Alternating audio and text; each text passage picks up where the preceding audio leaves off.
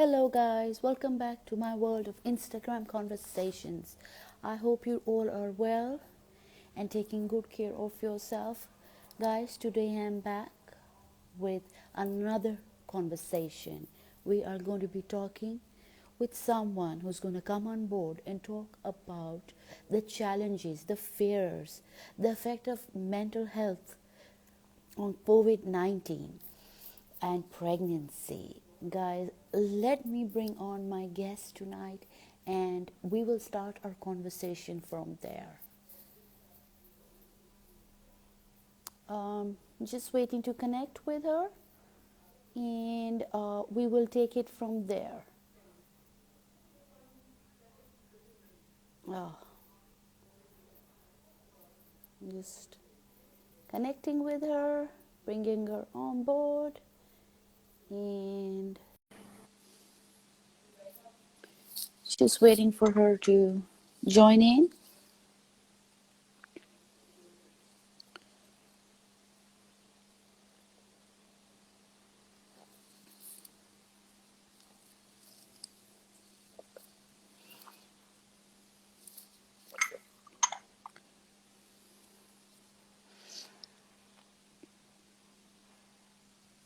As I'm just connecting with her. And once I do, we will start our conversation on pregnancy and the COVID 19. I am still connecting with her. Just give me a few minutes, guys.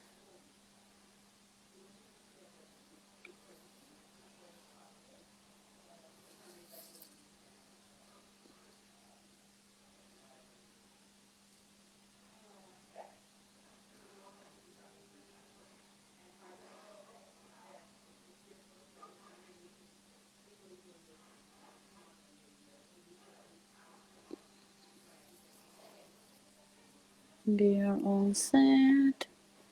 Trying to connect with her. I'm so sorry, guys. Just give me a few. Hi. Oh, there she is. Hello. Sorry, I had a screaming baby there. How are That's you? good. How are you? I'm good. I'm good. Doing well. First of all, Samina, I really wanted to thank you for coming on board, having a newborn, having two kids and a newborn, yet you've taken out time to come forward and have a discussion with me and help so many women around the globe learn from your experience. So thank you so much first for coming on board. No problem. No problem. Okay, how's the little one? She is doing fine, so I've just left her with her dad just now to take care of her so I can have some peace and quiet. But she is doing good. She Awesome. is doing well. Just trying to get into a routine. So Mm. we are, obviously with the two girls, and I've started to run my own sort of wee business on the side as well.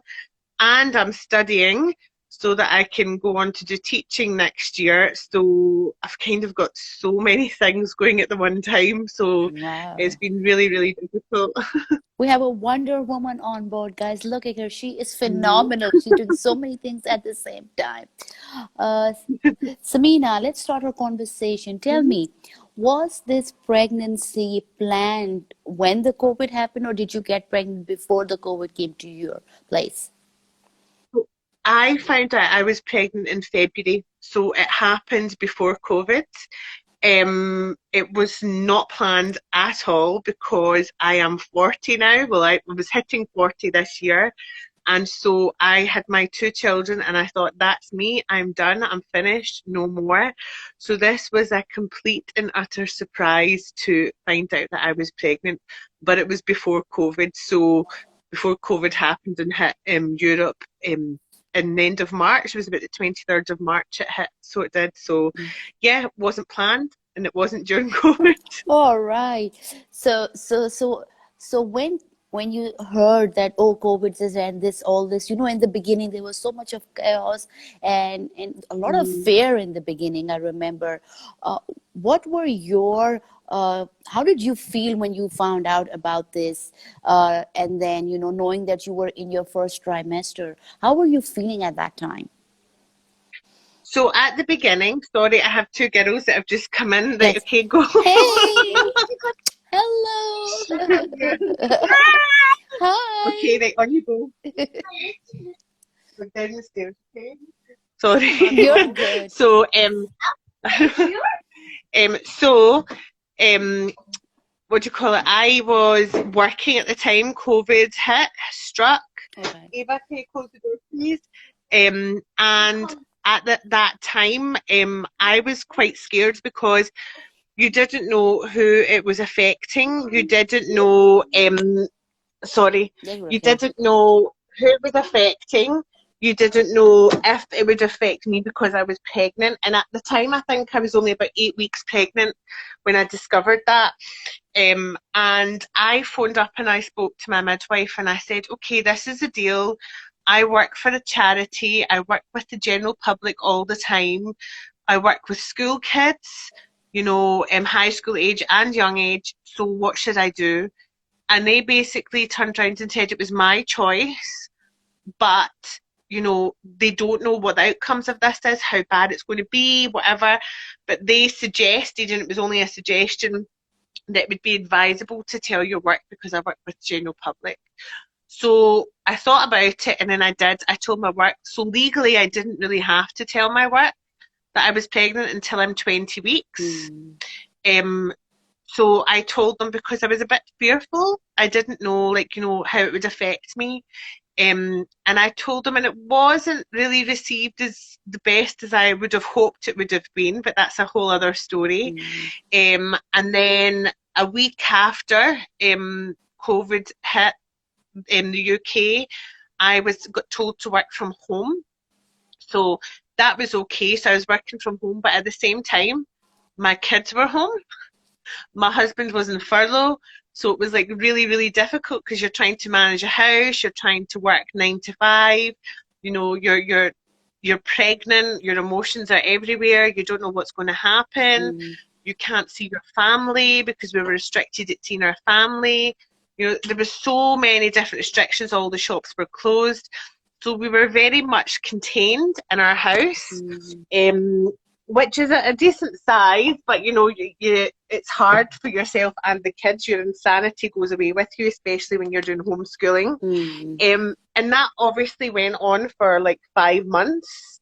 So literally all of my pregnancy, my kids were more or less home with me. Mm. And sadly, I lost my job. Which is a whole other story. Mm. So then I was stressed Mm. because of COVID, Mm. because I lost my job, because I had to pay bills, Mm. I had the kids at home. And I don't know whether you found this, but because the kids were at home and they were bored and they started breaking things Mm. unintentionally, Mm. so you just, Yeah. all this stress Mm. amounted up. Mm. And I would say I actually lost weight through my pregnancy rather than gaining weight, Mm. just because of all the stress. Mm. Wow. So how would you say, what were your initial challenges like when so much was going on? What was the one major thing that you really wanted to get a hold or a control over? Um, I would probably think, well, for the first 2 months of after I got made redundant, I was really highly depressed. Um, I would just break down in tears. Obviously, I had hormones. I would, I've got OCD when it comes to cleaning the house, and I just wasn't bothered, which is not like me. Mm. I couldn't even be bothered with the kids' school. So I think what I wanted to get control of is having a bit more of a routine. Um, and I'm not a control freak, but I like to be in control of like my emotions and my feelings Mm. and everything around me. Um, and the other big thing that I wanted in my life was to see my family Mm. because I wasn't able to see them either. And that was for like 3 months. Mm. You weren't allowed to see your family. Mm. And then it got to the point during that 3 months that you could go and see them outside. Now, we live in Scotland. you've been to Scotland, Mavish, you Mm, know what the weather's like. We mm, don't have sunny days all the time. mm, You know, it rains. mm, It can be like just now it's really hard because it's like -1, -2. It's cold outside. It gets dark by 3:15 in the afternoon. But anyway, in the summertime, you know, you've got nicer weather, but it still rains in Scotland. It's still maybe lows of 15 degrees, which is still quite cold. So you just missed all of that, you know, being able to see your family. But I wanted to get control of just my everyday life, and I had to make some choices. So I decided to study. I wasn't that good in school. I did go to university and that, but I hated English. mm, And I always said I wanted to become a teacher. So I thought, you know what? God has done this. This has happened to me because God's saying to me, I need to go and change and do the teaching that I should be doing. So I decided to take my English higher, English A level, whatever, via distance learning, and I got accepted for that, and that started in August. So I applied for that. That got me up out of my depression, and then I applied and I do direct selling as well for a company, a well-known company. And I just took that on as to not for making money, but like for just giving me something to do, a purpose, mm, having a purpose, mm, because I don't know how people can wake up every single day and it's just the house chores or whatever. I always felt like I needed to have a purpose. mhm. And once I got that under control, it was so much better.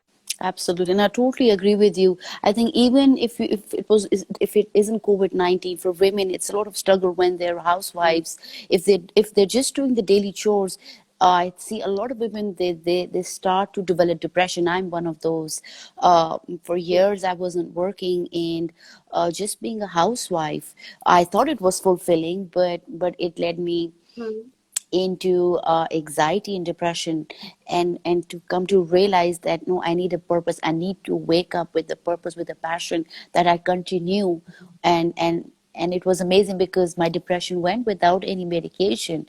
So I understand and I can relate to when you said that you're doing that because mhm. you needed some goals, some purpose in life. So Samina, tell me, now that you are on the other side and you look back, what is that one thing, or what are those things that you would have done differently?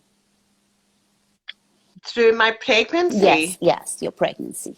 if, if COVID wasn't here, No, with the COVID.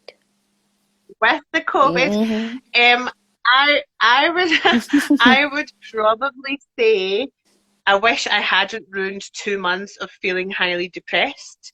And I wish I discovered my purpose a wee bit earlier because I think that would have really helped me. So I would have changed that. Um, Other than that, I wouldn't have changed a thing if COVID had still been here. I am so lucky to have near enough all of my family around me now because my sister moved over from Doha Mm-hmm. and the support has been amazing. But I'm also surrounded by really lovely friends and really lovely neighbours who would get the kids for me from school if I was too tired when I was heavily pregnant. So they would walk up and get them. They, you know, because they couldn't drive with them, so they would walk up, bring them home. I had a few neighbours who would do that for me, not a problem. So no, I would. I'm so lucky that I have that support around me. I wouldn't have really changed anything bar having to do my direct selling company that I'd started two months before, really, to give me more of a purpose. I hear you. I hear you. So I would What, have, and let's talk about your partner. What did you receive the support, love that you were expecting? Pregnancy in itself has a lot of emotions. We're already on a roller coaster, but with the yeah. COVID-19, oh man, how was that? Did it affect your marriage, or how was your partner? What would you want to say? Okay, so if you think about it, normal life for us is I work during the day. He's a chef, so he works at night time, and we are like ships in the night. So we see each other in the morning with the kids for breakfast, and then I maybe don't see him till the next day. Mm. And then I'll see him on his days off. So we always try to make the most of days off. And I think anybody who has a partner at home in a relationship with them or not, whatever, um, yes, having 3 solid months of your husband at home is really, really hard. And I'm sure he can say the same for having his wife at home 3 months solid. But he would, it's quite funny, he discovered a love of cycling and decided that he would cycle to Glasgow, which is like 14 miles away, and back. He would cycle to Falkirk, which is about the same in the other direction. He cycled to his work one day and back, even though that was close, just to see it. So I would just let him have those days Mm. to go, and he would be out the whole day cycling, and he would cycle to my mum and dad's when we could go in the back garden and sit and have a cup of tea with them. Um, and if I let him go and just do that and be comfortable with that, that was his time, his space, Mm. because also he's not used to being around the kids Mm. for all that time as well. Mm. So he was seeing their mood swings, their attitudes. How, I mean, for the kids, it was really tough too, having not been able to see their friends, not being able to hug anybody. Mm. Um, but also they expressed it with like, anger or like taking it out on things. So my husband wasn't used to being around that all the time Mm. because he's working at night time. So that was quite funny. But anyone would say to you, if anyone said to you, "Oh, I really loved having my partner around all that time," they're talking rubbish. It's so hard.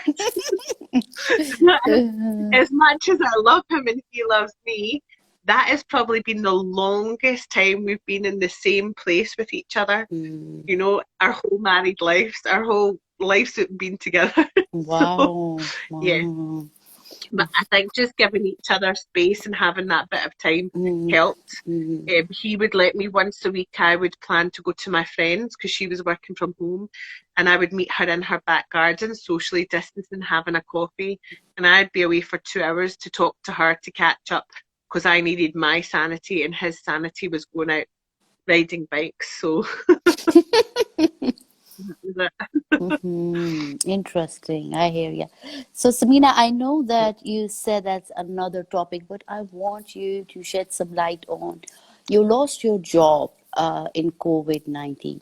I want you to highlight what you felt, what you expected, and were your expectations met, and just a bit of summary about that scenario. So I had been working for a local charity as an employability officer, so helping people get into jobs.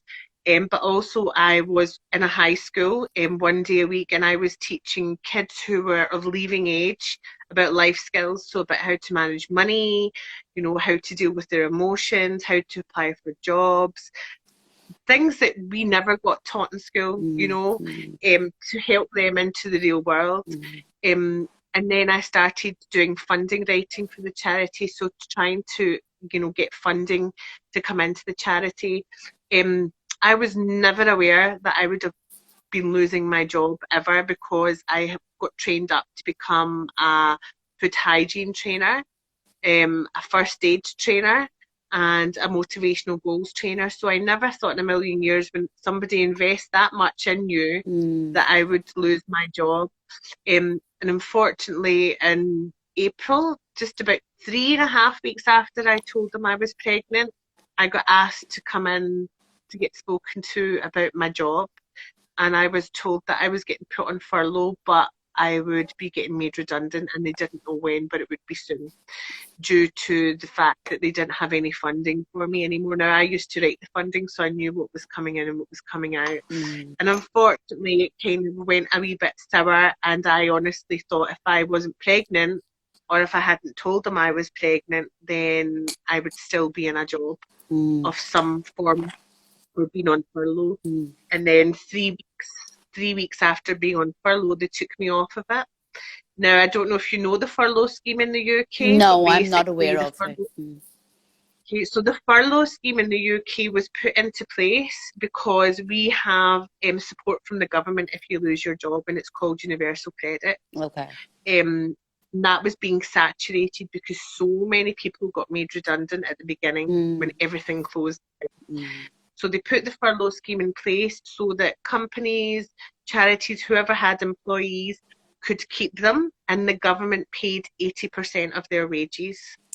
And they done that from April 2020 to the end of June 2020.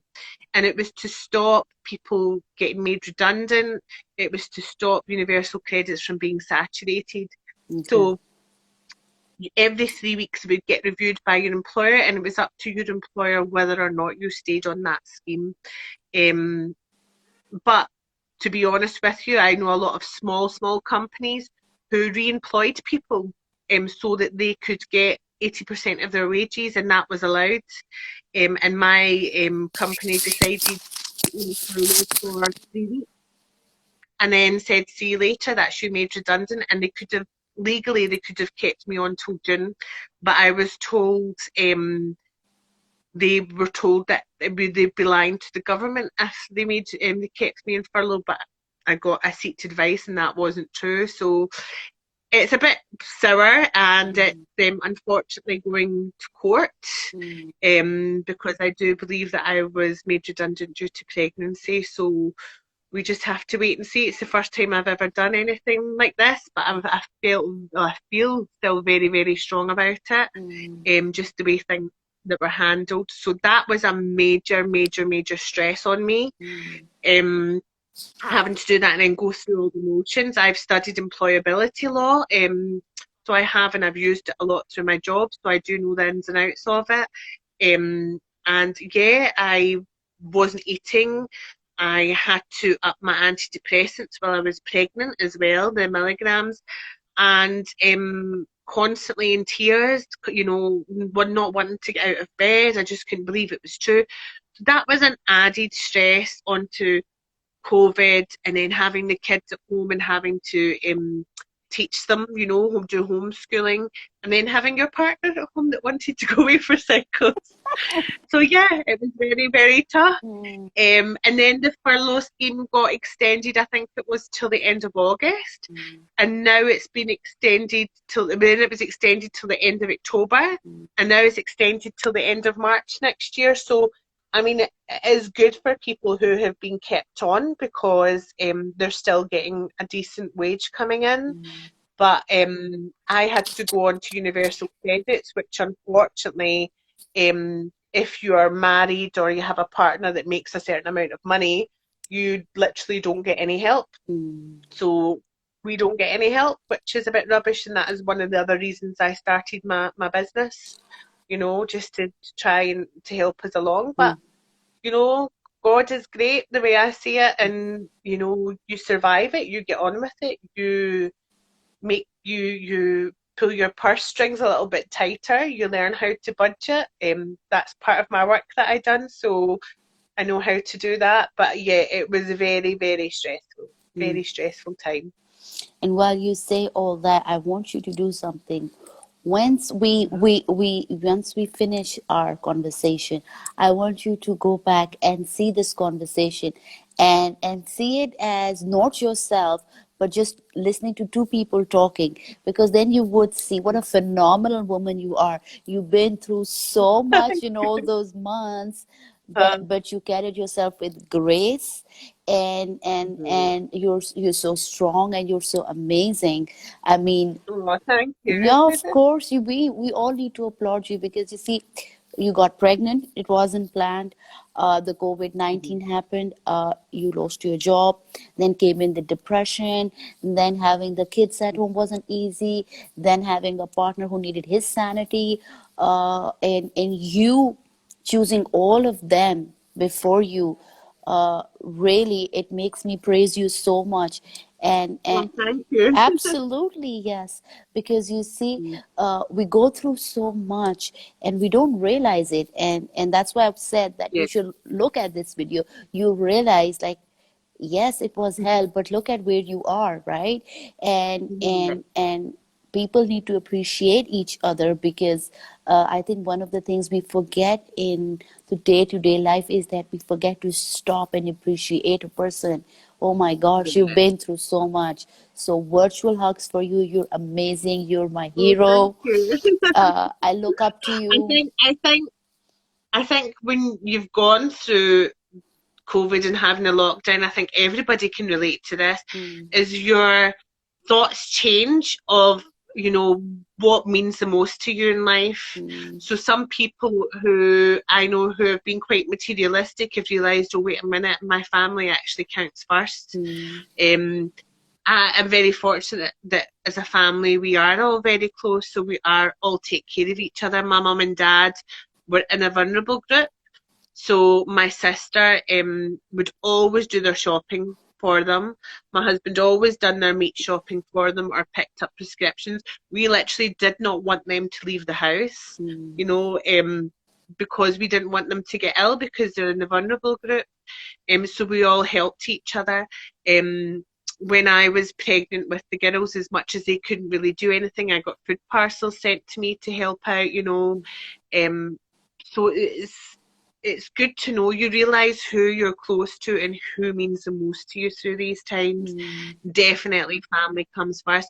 And I don't know about yourself, but I have a handful of friends, and I say a handful because I think as you get older, mm, you realise who your friends truly are, mm. and your group of friends becomes smaller. And I Smaller. have a handful of friends Mm, who I would say are like sisters to me. mm, That like we treat like family, we look after each other, we support each other. We're there for each other in so many ways, and it is literally a handful of friends. mm. You could count them all in one hand that you've got Mm, that are so close to. mm, So I'm very fortunate mm, with that, and have been even since I've had my other daughter mm. too. Right. I think COVID-19 in general, it has brought the worst out of people, but it's also brought the Yeah, best out of the people. So we got to true. see both sides of ourselves. We got to see where we need to Hmm. balance, where we need to pull ourselves. I think we all did need a pause, because life in general was just going too fast. And I think Yeah. that the COVID has come, and it's brought a bit of blessing in itself, where people have actually stopped, like you said, and reevaluated, uh, you know, their life, their priorities and stuff like that. So every bad comes with a good, like they say. Hmm. Definitely. So Samin, Definitely. let's talk Hmm. about your health care, your midwives and your doctor's team, your OBGYN. How did they take your pregnancy uh, from the start till the time you delivered, keeping COVID-19 in picture? So I am very, very, very fortunate to have a sister who is a midwife. Very fortunate.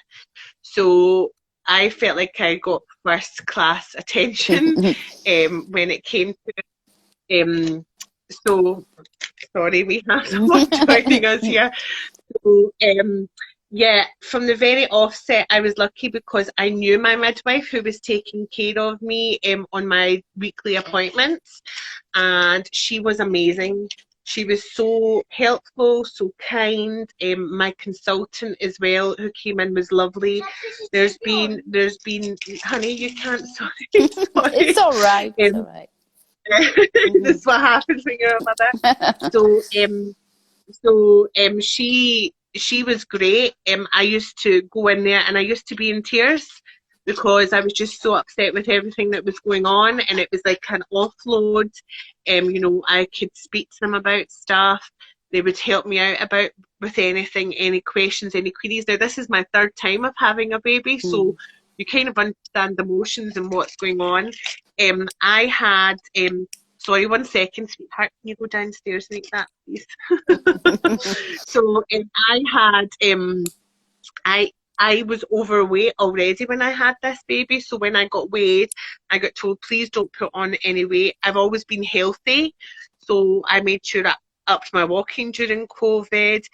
But generally, my whole pregnancy was amazing. I got checked for diabetes. Luckily, I didn't have that. I got checked my weight. My weight, I think when they weighed me, I only put on like 5 pounds, but that was with a pregnant belly Mm, and shoes and clothes and everything on. But my pregnancy was picture perfect, no problems.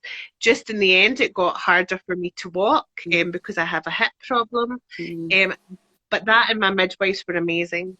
And then because I turned 40 during my pregnancy, when you turn 40, you generally don't get taken to full term because there could be complications. mm. So I had been overweight, being 40, and COVID around me to deal with. So that was a bit stressful too. Mm, But I went in 2 weeks early, and I was very fortunate that my sister was my delivering midwife. So my husband decided to stay at home with the two girls, and I had my best friend, who I've known since I was 11 years old, and we're now 40, come in and be my birthing partner. And it's the best experience I have ever had, is having your best friend there that you can say anything to, mm, be anything like in your sister. mm, And the experience was just, it was lovely. It was so nice. And it was so nice to share it with people that you were close with. Now, not a lot of women have that. mm, It, it doesn't happen very often, mm, but it was probably the most special moment I've ever had, being able to have my sister as my midwife and my friend as my birthing partner.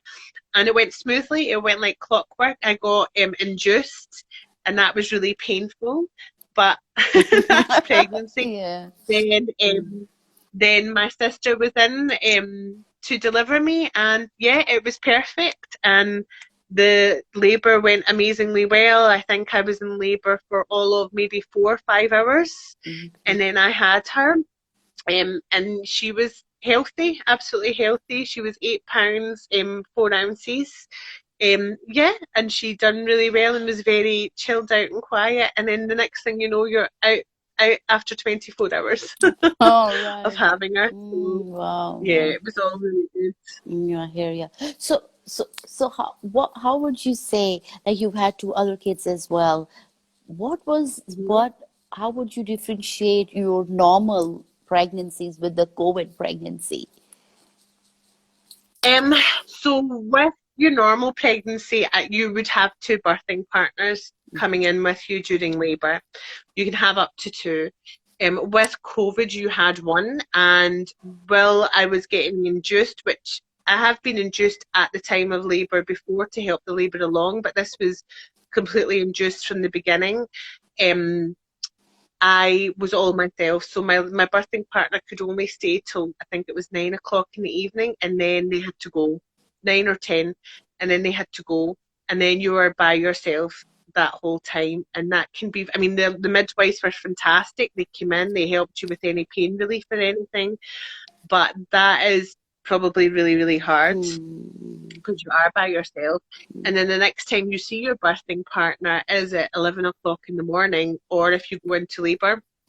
So, and then they could only stay for a few hours after the labour. They couldn't stay any longer, whereas your partner would have been with you throughout the whole thing.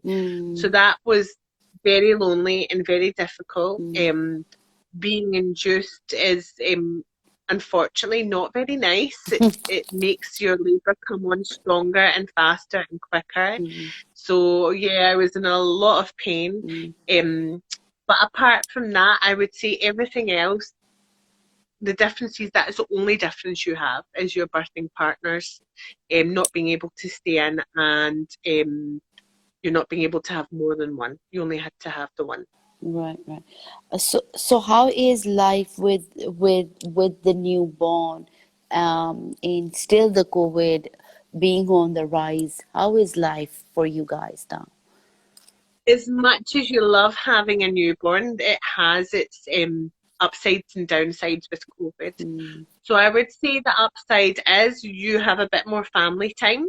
So rather than having tons of visitors, you have time with you and the baby yourself. mm, And that in itself was quite nice. mm, But you don't have any visitors. So, like, for example, my mum held her once with a mask on and with overalls on, Mm, and my dad has not held her.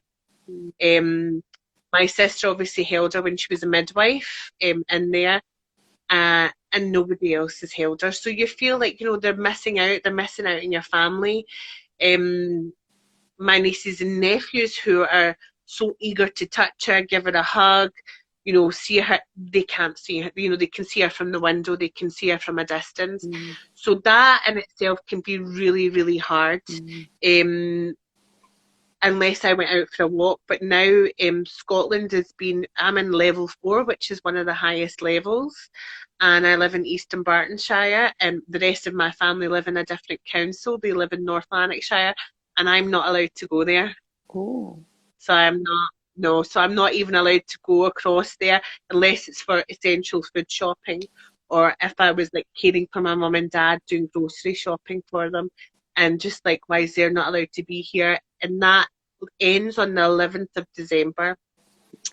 Um, so I feel very lonely, mm, not being able to see family or friends. mm, You have this little baby that you want to show off to the world, mm, but you can't show off to the mm, world. You want, your family to be able to hold the baby and not have to worry, am I going to pass anything to the baby? Or vice versa, are you going to pass anything to the people that you love? mm, So yeah, it's a very lonely world for a mother, and in a way I'm blessed because this is my third one. I think if this was my first one, I would be, I honestly feel it for people who this is their first one, mm, because I think it would be so difficult mm, for them to have to go through that. The other aspect you miss is the social aspect. mm, So in the UK, where I stay, there's lots of things for babies and toddlers where you would socialise with other mothers, but you can't do that mm, just now, mm, So there's no interaction. mm, You're at home with a baby. You go pick up the kids from school. You're at home with all the kids. mm, My husband, thank goodness, is still working. mm, Um, and yeah, it's very lonely. And I have my mum who wants to come and help so I can study, or help so I can get on with my business stuff, and she can't do that. mm, Right now she can't come.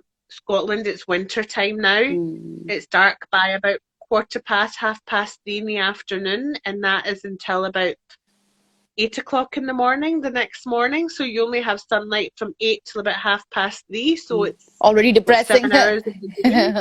Yeah, it's Oh, cold. oh, It snowed the other day. mm, It was heavy winds and rain. mm, So on those days you're stuck in the house except to go and pick up the kids from school. mm, mm, I don't like taking Lana, that's the wee one's name, out for food shopping or anything, because it's a natural tendency for people to come up and go, oh, you have such a lovely baby, mm, and they want to come and see her. And so I'm scared of that. I'm scared to like take her out with me shopping mm, in case that happens. And mm, it's not because I don't want people to do that. mm, It's a natural instinct. It's just that nowadays it's not really, people can't do it.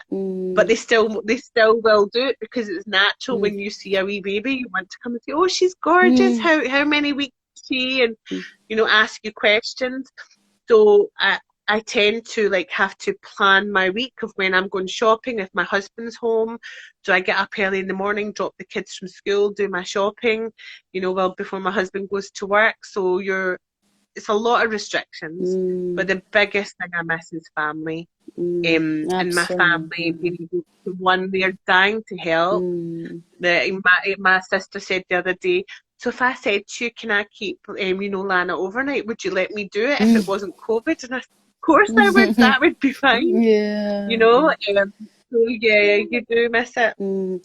And Samina, do you think that in general, the government or the healthcare providers or the communities, all in all, do you think that they've done something that you would want to applaud or highlight, that okay, I'm pregnant or I've had a newborn and I'm stuck at home and all these things that you're saying, but you feel that they're compensated, or do you think nobody really cares? No, I think the government do care, and I think the community workers and that do care. I think we just need to try and put this into perspective. It's a global pandemic, Mm, and sometimes, like, I'm so lucky I live in a democratic country, mm, but sometimes I think in these days where freedom is everything, I think no, freedom shouldn't be everything. My sister lived in Doha. She came back from Doha to stay here. They have a system in place where everyone had to download this app. The app had a red, amber, green on it, and green meant you could go anywhere you wanted to. Amber meant you should be in isolation, okay. and red meant you had COVID, so you shouldn't be out. So wherever you went to in Doha, if you went to a shop, you had to show the app to see where you were, whether you were green, amber, red. And if you weren't green, you just didn't get in. Mm, You didn't get in anywhere. And basically, Doha, even though COVID's there, they have gone back to normality, mm, because they have this app and everyone has to download it. Now, people here in the UK would be thinking, oh, that takes away my freedom, this, that, and the next thing. mm, So that way, I disagree with them. I think right now we need to listen to the government. We need to be strict. We want to go back to some form of normality. mm, We've got the COVID injections coming out soon, but how long will that take? mm, And I think we just need to listen to the government. I think we need to sacrifice in order for us to be able to move ahead. Because this time last year, sorry, we would yes. never have known we would have been in this situation. Mm, true, absolutely. We Mm, would never have known. mm, So it's not even been a year mm, that we've had to sacrifice yet. And I think if we have these small sacrifices, we will get there further. And I think the government has tried their hardest. Yes, they could have done better in the UK for certain things. They could have made, you know, guidelines a bit more clearer when it came to employment, when it came to furlough, all that kind of stuff, when it came to helping the self-employed. But we're lucky because we have a government who actually have been helping us. mm, I don't know where it is in Pakistan. mm, I don't know whether the government have helped the general workforce there or not. mm, I think it's more the people who own the companies who have helped their workforce rather than the government. mm, So we're very fortunate that we live in a country that has those facilities. How long it will last, I do not know. But I think if we had people sticking to rules and regulations for that short period of time, we might not be in the second peak that we are in. absolutely. And like you said, in Pakistan, the thing is, like you said, government is doing everything they can. No, they can't really just come out and hold you, You're adults, you're grown-ups, I mean, it's been a while the virus has been here. So if people are going to act like, oh, it's a conspiracy theory, or people are going to act like, oh, it's okay, we're Muslims, we're not going to get it, or God will take care of us, or if people are going to act like that, then you can't blame the government. The government's got nothing to do with that. The SOPs are there. They've given you the guidelines. They've told you what to do. But if the people of the country are not willing to sacrifice, like you said yourself, then you can't say that it's the government's fault. You see, in a pandemic, I mean, this is for me. I mean, for a lot of us, I think it's the first time we Yeah. facing a pandemic. So we have to really understand, instead of people getting frustrated that the news keeps on changing, or the people, the scientists or the doctors keep on changing. They keep on changing because the virus keeps on changing. It's so new. They really don't know what's going on. You can't really blame them. So you need the government is going to come halfway. We need to come halfway. I mean, it just can't be that only the government keeps on doing. We don't do anything, and we keep on blaming the government that they're so negligent. So I think that the government is doing its role. They're doing, and they keep on repeating what people need to do and follow the rules and regulations. If people want to be negligent, just like you said, oh, it's my freedom, or whatever label, then we can't blame. It's easy to put the blame on others. We can't blame our governments, to be very honest with you. No. I mean, you've got to kind of think, if we had our own company, we were running our own company, and something happened in that was totally out of the blue. And we had some protocols for it, but not many protocols, and we didn't know what was going to happen. What would we do? Mm, They're having to think fast, and they're having to implement things. mm, I think just if everybody actually listened and took heed, if you know what I mean, to what they said, and actually thought, I'm going to do this, mm, rather than this is not fair, this is, taking away my freedom, I think we would be in a much better place. mm, And not only that, you've obviously had like the Black Lives Matters as well, which has been a massive, mm, turning point as well in mm, racial equality. mm.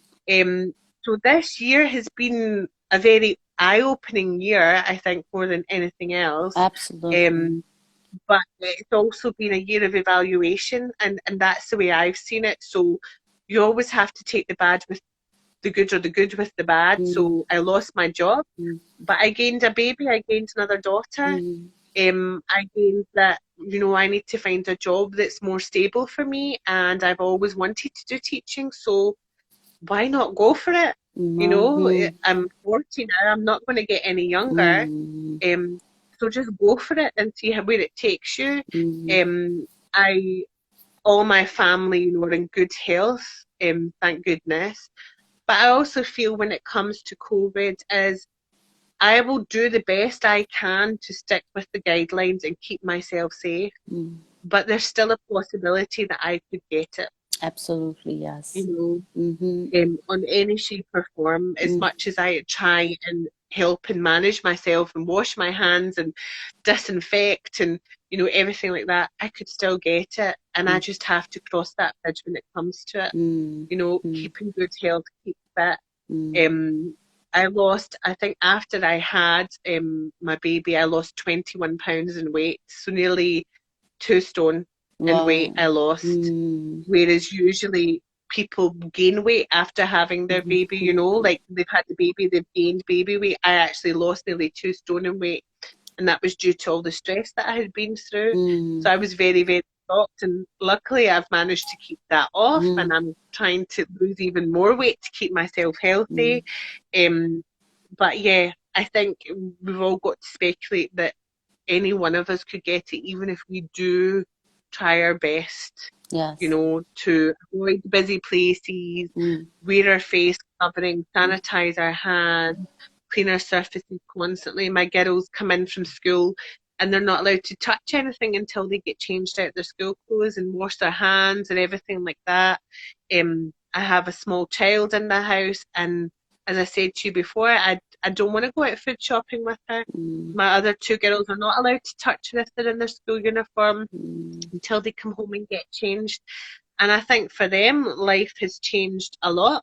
mm, Life has changed a lot for them. mm, Um, I have been tested for COVID twice, me and my daughters. The first time I was really not feeling very well. I had headaches, I had a sore throat. One of my daughters had a cough, and so we went and we got checked, we got tested, and then about a month ago, my daughter came to me, my middle one now, came to me and she's like, I've got a sore throat, mummy, and I don't feel very well. mm, And she said, but I'm so nervous. Can we get tested for COVID? I want to make sure I don't have COVID because I don't want to give it to anyone. She's only 6 mm, and she's thinking that way. mm, So I think kids have had to go through a lot, mm, not only with the changes, mm, the changes to their education, the changes to their lifestyle, the less freedom compared to what we had when we were younger. So yeah, I think mental health for children and for adults is going to be a big one. mm, And it's about how you deal with that and how you I try and encourage my girls to be able to talk to me. I have one here who's lying nearly sleeping with her head. mm. And I think, you know, and this is the one that asked me 100 million questions about things that I don't even know. So, you know, they'll ask, like, when is COVID going to stop, Mum? Mm, You know, when can I hug my grandma? When can I hug my nana? When can I see my cousins? mm, And you know, you feel it for them, and we're so lucky we have FaceTime, we have all these mm, different things that we can keep in contact. But my girls are quite physical, huggy children. They like to hug people. mm, And I think that's a big thing that they have missed. My other daughter, who's 6, she was so close to her grandparents, mm. and she's the type of child that, because she's not allowed to physically give them a cuddle or see them, she um she doesn't talk to them on the phone. Oh. She can't. No, she doesn't like to talk Mm, to them. mm. She doesn't like to, because she can't hug them. She can't see So it them. upsets her. So she kind of, yeah, she distanced herself from it. You know, Mm, she has to cut, like, they're not there. mm, That's the way she sees it. mm, So I think the mental health of children have gone. mm, Yeah, Amy, this one here, mm, it's for her cousin. Like, she's on the FaceTime to her every single day if she could be, mm, so they could talk. Sometimes they're on FaceTime for 5 hours, and mm, you're just like, wow, mm, just so they can talk to each other. mm. So, It's tough. yeah, It's it's it's hard. generally just tough. And I was going to get there, but you already answered that for your kids as well, it's been an adjustment, right? And like having a Yeah. baby and coming from school, they're not allowed to come near the baby and stuff. So there's extra Mm. protocol. And Smina, how have you adjusted to the fact that your kids go to school, so they go out and come back? Of course, the guidelines are there and everything. How have you felt emotionally, or have you felt safer letting them go to school and not having the virtual classes? What's your take on that? Um, So I'm lucky in a sense. I live in a small village, so there's only 120 pupils in the school, so it's not that big. The school have put in so many implementations, so they have done staggered starts. Okay. So I think primary 1 to 3 start at 8:50, Mm, and then the other primaries, primary 4 to 7, start at 9, and they have staggered finishes. They have staggered lunches, so mm, they're not in the lunch hall all together. And they very much stay in their classrooms. We did have one of my girls, when somebody in their class had COVID, mm. so we all had to isolate for 2 weeks, and that's when we done our first COVID test. Okay. So I got told my 6-year-old had to isolate, and I thought, well, if my 6-year-old has to isolate, then my 8-year-old's going to have to isolate too, because they share a room and they're in close contact with each other. So that doesn't make sense. Mm, So I'm sure we all isolated for, well, they two isolated for 2 weeks. okay. Um, I emotionally at first was a bit like, oh, I don't know whether I want to send them or not. But I think for the children's mental health, going to school and having a routine has been a great blessing for them. Mm, I think um, if I turned around and said to them the other week, we're going into another lockdown, we're in level 4, and the first thing they both said to me, does that mean we're not going to school? mm, And I said, no, they're keeping the schools open. And they were so relieved, because they're getting to see their friends. They're getting to interact with other children. mm, They're getting to learn things, and they're enjoying it, mm, probably more so than they ever have before, because they felt what it's like not to be at school. mm, Um, the homeschooling side of things, I think if I had more help at home, mm, someone to help with the cooking and the cleaning and things like that, then it would be easier for me to do.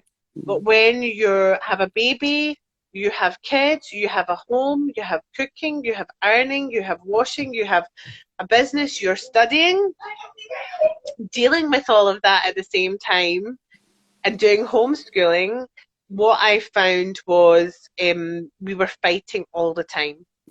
So I absolutely. was Yeah. fighting with them to try and do schoolwork. I was trying to be like a teacher with them and Mm-hmm. saying, right, we're getting up at the normal time, we've got a timetable, and I done all that, we're studying this, we're doing that, blah, blah, blah, blah, blah. Mm, Done the online stuff that they sent us, and it just did not work, mm, because I was mummy, I wasn't a teacher, mm, and we just fought constantly, and I think their mental health and well-being got worse with doing that. mm, So then I went on to doing, okay, we'll just do the online classes.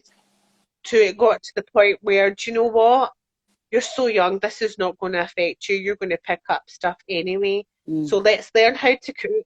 Let's learn how to build a trampoline. mm, Let's, like, go for walks and discover things. mm, Let's watch channels about, like, my girls absolutely love channels about the ocean, about the countryside, everything like that. okay. They enjoy they Mm, enjoy that. Sorry, I mean, they enjoy that.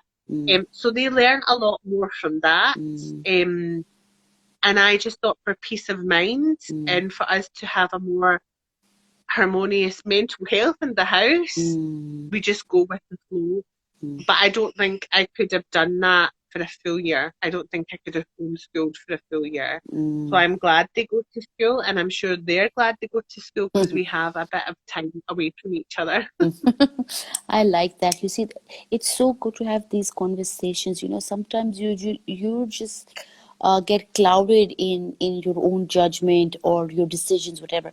For me, I didn't send my eldest daughter. My son had not started school. He just turned 4 in August, and I said, okay, for him, no way, I'm going to take a chance. He can start once the virus is gone or when the vaccine comes out. Uh-huh. But for my daughter being 9 at that time, when schools opened, I think they opened in September. And like you said, it's just the same. They were going in Mm, groups and they were having their lunch in their classrooms. They were not going around, and they were allowed to go mm, outside and play, not in the hallways and stuff like that. My thing was I wasn't ready, and I was like, my anxiety can't take that. And living with my yeah, mhm, parents, uh, being my parents, being at that high risk, I said no, it's not worth it. But you know what I did? I went up to my 10-year-old daughter and I had that conversation with her. I said, this is how I yeah, feel. I don't want you to go. You know I have anxiety, and you know we live with your grandparents, but I want you to know what you feel. And she's like, no way, mama, I am not ready to go back to school. So I said, so we're cool. And she said, we're cool. So school started, and then she started hearing from her friends that, oh, we're in school and we got to see each other and all that. And then she comes up to me and she says, you know what, I miss school, I want to go to school. And I was like, oh really? And I said, I'm not ready, give me a week, and we'll see how we can work this out for you. And she said, okay. yeah, And then after 2 days, she comes to me and she said, no, I don't want to go to school. I have changed my mind. And I was like, why is that? And she's like, oh no, there's so many like guidelines. Like they're so strict in school. They can't go there. They can't sit there. They can't do that. They have to have lunch in the classroom. And they're this and they're that. Mama, it's like a prison there. My friends are saying we're in a prison because they didn't have their yeah, freedom. So I don't want to go back. So I said, okay. So a while after, like a month, I said, Sarah, there is always going to be pros and cons, whether you go to yeah, school or whether you stay at home. You just have to make a choice with whatever you're comfortable with. yeah. So if you're not comfortable, you don't go. But if you are comfortable, Mhm. you just adjust to that, just like the other classmates. And she's like, yeah, Yeah, yeah, I would, but I think I'm cool with online. I feel more comfortable. I get my own room, I get my own space. I yeah. think I'm fine. And her grades didn't get affected. In fact, she's That's done good. she's done really good. So I think it did work out well for me, but I think, like you said, it's just experimenting and having these conversations that you realize, Yeah, oh, do we need to reevaluate our decisions, or do we need to have a discussion again about where we are, because life is just so unpredictable at this time. So yeah. Samina, thank you so much for coming forward, No problem at and all, Mavish. it was so nice. I'm taking so Uh-huh. much from you. Seriously, I'm like, okay, I have to make notes of what I've just learned from you right now, especially with the No, COVID-19 with I the think I kids. think I think you're right about asking the questions to your children. I did the same thing, and Amy was really excited to go back to school, and so was Eva. But then a day before, she was like talking to me, Mum, I feel really sick.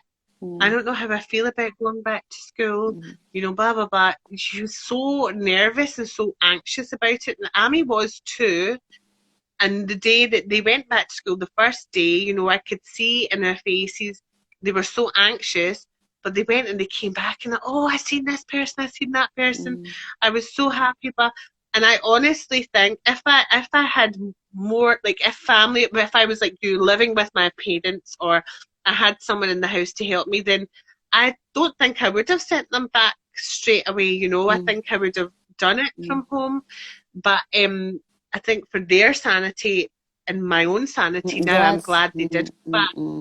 But it's you come to the point now where you're like, saying, okay, these are the restrictions you have to put into house. So if they go out and play, they have to wash their hands, they have to sanitize things, they have, before they can touch anything in the house. Same for when they come back from school. Showers, get changed, that kind of stuff, before they can even, touch the baby. So it's so difficult. I don't know whether you want to go and get Lana for me, Annie, please. Yeah.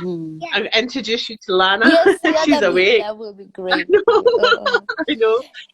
But yeah, I think I think what you've done with Sarah, to sit and have that conversation with her. I think parents need to do that, especially now. I think we need to kind of tune into our children's well-being and find out, how are they coping with the situation. My daughters for a long time thought if you got COVID, you died, because that's all they were hearing in the news. They didn't realise that people could survive from it. I had one friend who UK are doing a national statistics on it, and they were testing people. So my mum and dad took part in that, and she took part in it too, and she tested positive, and she didn't even know she had it. She had no symptoms, nothing. So it just goes to show. She was like a carrier, right? Yeah. Wait a minute. Give me here. And here is the wee one here. Oh, look at that. She's so precious. I don't think she wants to treat her. Look at No, they're forcing. And that's her here. There we go. Oh, Sleeping so away. good. Yeah, sleeping away. Best time Yeah. of her life. I know, exactly. Oh. Huh? And how many weeks is she now? She is now coming up for 9 weeks on Thursday. 9 weeks. So she just turned 8 weeks, and she'll be 9 weeks on Thursday. Okay, So, yeah. okay. Oh, yay. I know.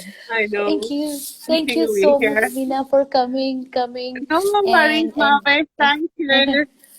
having this I've got all the conversation. girls now. Look, I can see all the girls, one big happy know. family. God bless you all. Thank you so much. On that note, guys, I hope you enjoyed our conversation and take Sorry. that's all right. And take back good things from this conversation. On that note, take good care of yourself. Sabina, I love you. Take care. Thank you. Bye-bye. Take care. Bye. Love you. Bye. Bye, guys. Bye.